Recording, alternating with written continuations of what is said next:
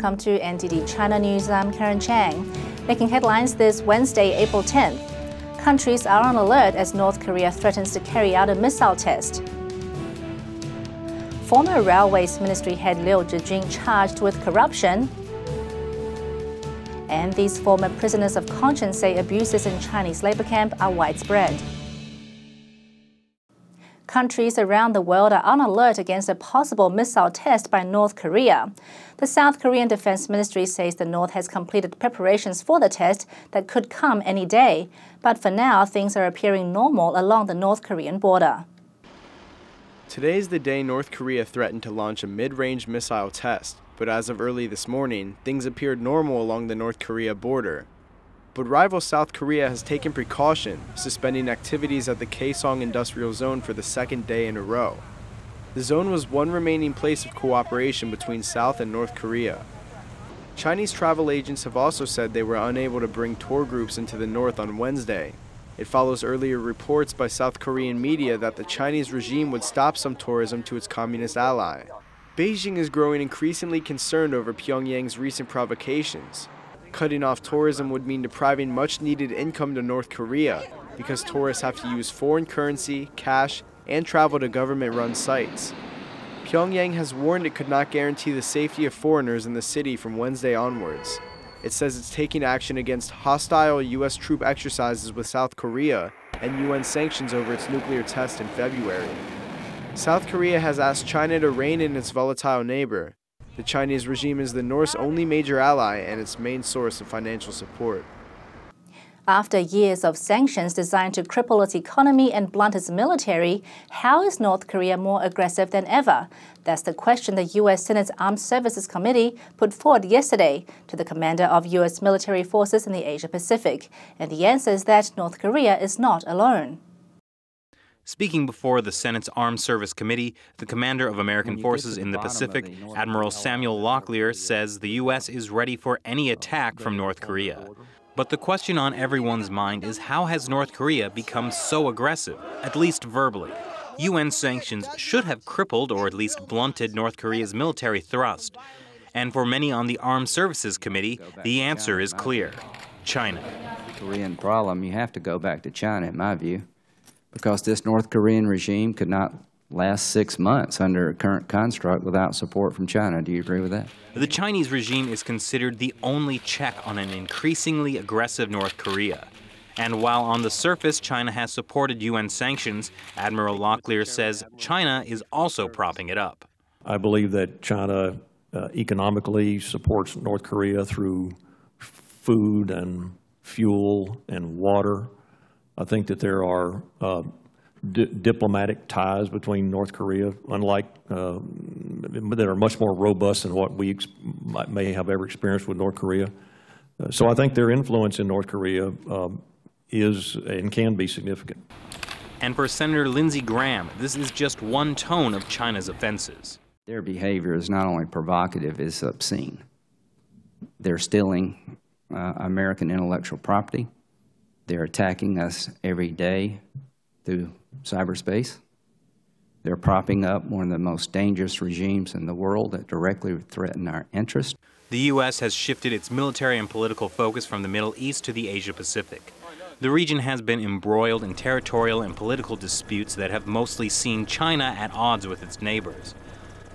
Although most analysts agree North Korea is still not capable of launching a nuclear assault, a long-range missile attack on South Korea is very possible. Foreigners have been told to get out of South Korean capital Seoul while they can.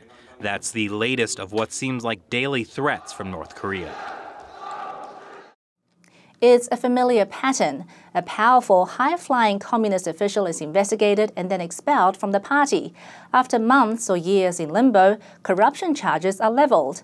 The latest former official to fit this pattern is Liu Zhijun. He used to control China's railway ministry. Today, state-run media reports he's been charged with corruption and abuse of power. Liu was dismissed back in 2011, 5 months before a deadly train crash in Wenzhou in southeastern Zhejiang Province. Chinese investigators said he had embezzled $152 million and raised concerns of substandard quality construction of China's high-speed rails. In May last year, he was expelled from the Communist Party. It was around when the political saga around this great official Bo Xilai began to unfold. Bo too has been dismissed from the party, but is yet to be officially charged. Liu Zhijun had political backing from former Chinese leader Jiang Zemin, another point of similarity between Liu and Bo Xilai. Jiang's political allies have been getting elbowed out as a new generation of leaders establish their positions.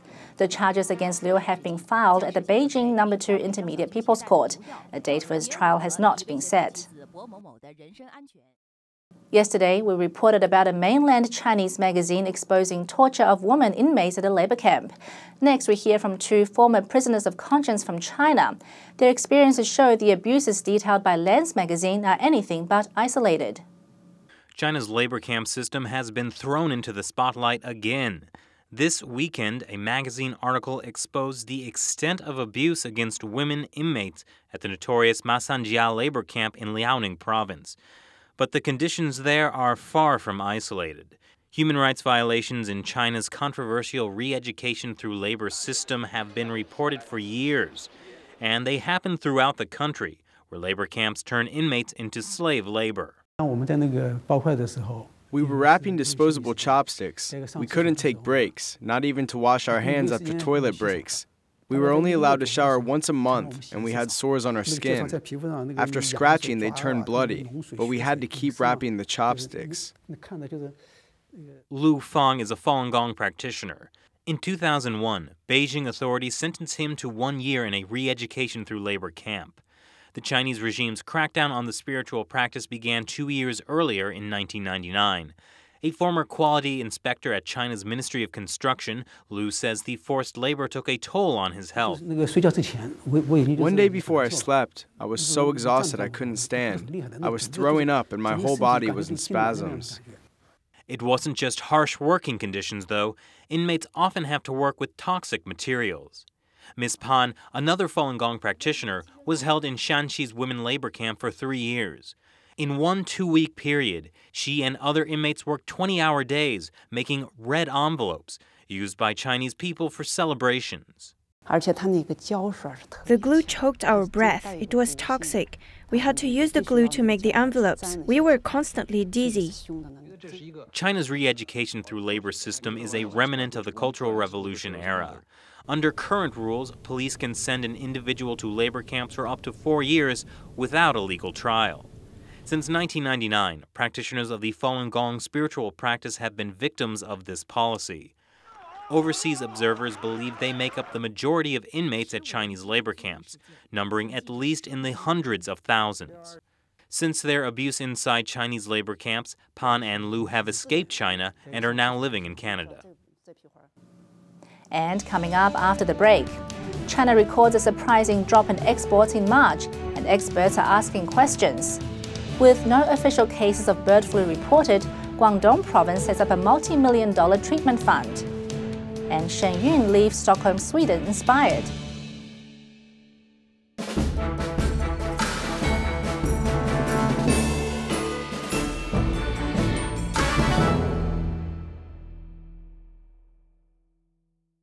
And welcome back. China's export figures for March showed a 10% increase from last year, but imports grew by 14%. That means an $880 million trade deficit for China. This is a sudden reverse from a strong surplus in February. March was the first month of 2013 that saw a decrease in exports from the month before, and that's got experts asking questions about how accurate those figures may be. The export figures for March were actually more in line with what analysts predicted, but what made up the data raised eyebrows. Official numbers show a 93% jump in exports to Hong Kong and almost 45% increase to Taiwan. But that doesn't gel well with numbers from Taiwan, which said it actually recorded a 1.2% drop in imports from China. Some economists speculate that Chinese companies are overinflating the export figures for bonuses. A spokesman for China's Customs Administration, however, says this is not common and is punishable by law. He says the discrepancy in numbers is due to different measurements, but they are investigating nonetheless. Images of dead pigs floating down a river by Shanghai are doing more than making people cringe in the mainland. It's also causing inflation to slow rapidly. China's National Bureau of Statistics report that consumer prices were 3.1% higher in March from a year ago, down from 3.2% in February. with photos of thousands of dead pigs passing through Shanghai, along with the emergence of a new contagion, the H7N9 avian influenza that has killed at least 9 people. Pork prices tumbled 5.5% from last month from a year earlier as a result. Pork is a staple of the Chinese diet, and a change in demand for it creates tremors felt near and far in the mainland. Inflation was up to 3.2% in February from a year earlier. About a year ago, inflation was almost at 4%. Bird flu cases are continuing to mount in China, and so is the pressure on authorities. Some citizens are calling for the government to pay for medical treatment because the disease is seen as a public health issue. One province in China says they've already set up a fund, but strangely, the province hasn't actually reported any confirmed H7N9 cases. As of 5 p.m. on Wednesday, at least 33 people have been infected with the H7N9 bird flu virus in China, with 9 confirmed deaths. That's according to state-run Xinhua news agency. With the number of cases rising, some are concerned that there could be more infected people who have not sought medical help. In a country where medical expenses are mostly paid out of pocket, this may be true for poorer citizens who can't afford hospital treatment. In Jiangsu Province, the first H7N9 patient had spent more than $14,000 on treatment. The family still owes around $3,000 to the hospital. A leading Chinese respiratory disease expert, Zhong Nanshan, said on Saturday that the Chinese government should cover the treatment costs for bird flu patients. Others agree. A responsible government should take on these costs. These are issues to do with the well-being of the public. The government should shoulder the cost. And in at least one province this is starting to happen, but not where the virus has been reported. So far, all the cases have happened in eastern China, but 900 miles away, in southern Guangdong Province, authorities say they have set up a fund for people infected with the H7N9 virus. Guangdong authorities have managed to put aside almost $5 million for this fund, according to state-run China Daily. In addition to helping patients, authorities apparently expect, the money will also be used for detecting the virus and developing vaccines. Just how the money will be managed has not been decided. More and more people are developing a fascination with China. Next, we go to Stockholm in Sweden, where businessmen got to see China's traditional culture displayed through Shenyun Performing Arts. Shenyun Performing Arts continued their show in Stockholm, Sweden on Tuesday. One of the audience members, Sten Anderson, has read literature about China since he was 14 years old, but has not managed to travel to China. He feels today China came to him with Shenyun. It's amazing. It was one of the best experiences of my life, except for when I got married and when my children were born. Marie Hillstrom came with her husband to see Shenyun. Great music. Great that it was all kinds of music, both classical and Chinese music. And then there were very talented dancers. Cecilia Nordstrom works for a Swedish auction house where she evaluates old Chinese artifacts. She recognized old paintings in Shenyun's stories. It is the first time I've seen it, and it is absolutely amazing. And incredibly talented artists and dancers who have put together this show. I think it is especially exciting because it really tells a story from China. And I recognize many of the dances from the sets of artworks and older paintings. So I think it is very exciting indeed. Shenyun left the audience members with inspiration. I've never seen anything like it, so you take in everything you see here. Colors, dances, rhythms, everything. It's very inspiring and also gives an understanding of Chinese culture and history. Enormous amount of energy you get out of this too. Yes, it's so good. It's heavenly. NTD News, Stockholm, Sweden.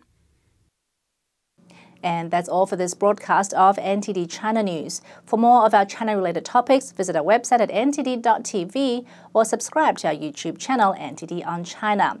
Coming up next is a segment of the 9 commentaries on the Communist Party. Stay tuned.